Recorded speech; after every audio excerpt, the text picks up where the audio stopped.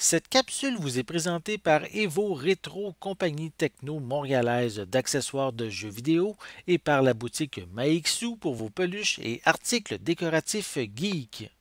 Bonjour à tous, Denis Lalmière pour Ciné Techno. Courte vidéo pour vous parler de The Forever Purge, la purge éternelle, comme on connaît au Québec en français. C'est en un format 4K Ultra HD et Blu-ray. C'est disponible depuis le 28 septembre 2021 et c'est distribué par Universal Pictures Home Entertainment. Et ça met plusieurs acteurs en vedette, dont Josh Lucas et Will Patton et plusieurs autres acteurs là-dedans. Ça inclut une piste en français et en anglais avec les sous-titres.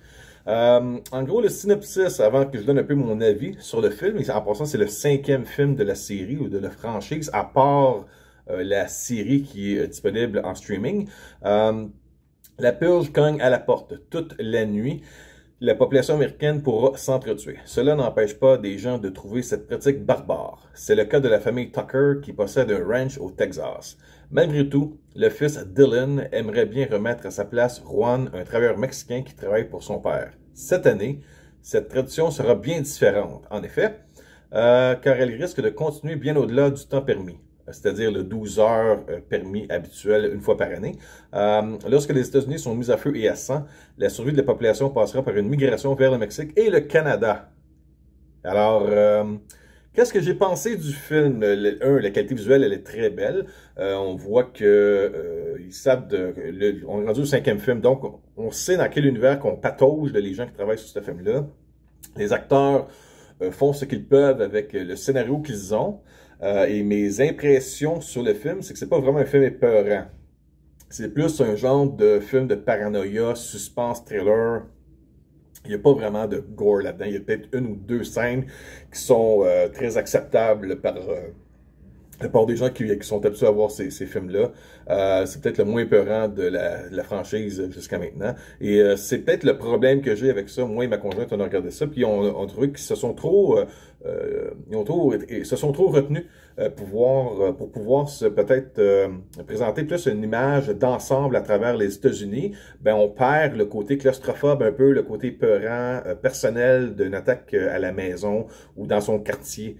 Ça se passe quand même très concentré au Texas, au ranch, mais on s'éparpille rapidement à travers la folie qui se manifeste à travers le pays.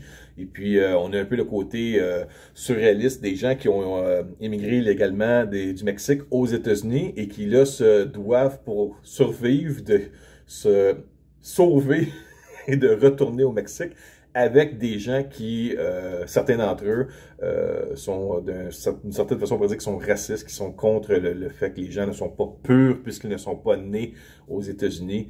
Donc, c'est un coup de poing à pleine gueule aux gens qui pensent qu'ils sont la race supérieure, qui pensent que parce qu'ils sont nés dans un pays, qu'ils ont tous les droits, tous les mérites. Et ben c'est ça. Oui, c'est sûr que, en gros, on revient avec le côté de la classe pauvre qui veut se revenger sur la classe riche.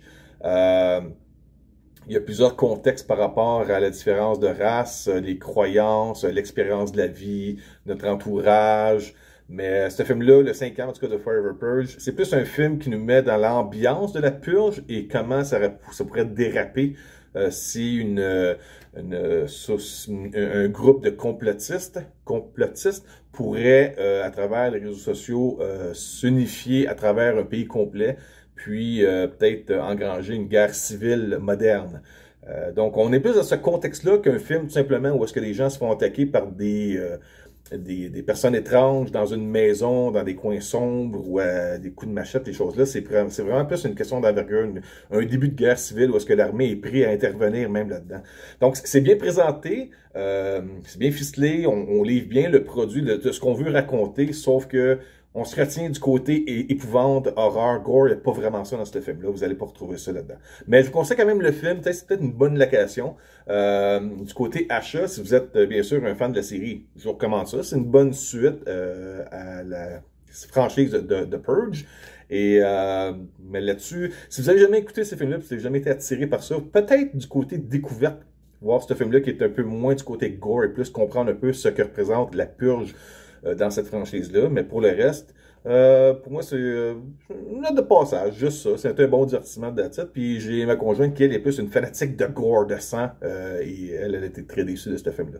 Donc, c'est ça. Ça dépendant de vos attentes.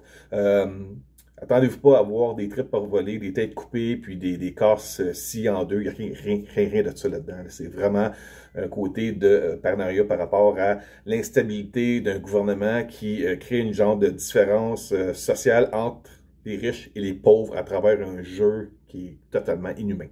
Alors là-dessus, merci beaucoup avec Sébastien Trottier pour Ciné Techno, mon nom est la lumière, et je vous invite à regarder le film quand même. Là, ça vaut la peine, c'est un bon divertissement, une bonne petite heure et demie, 2 heures de divertissement. Bonne journée.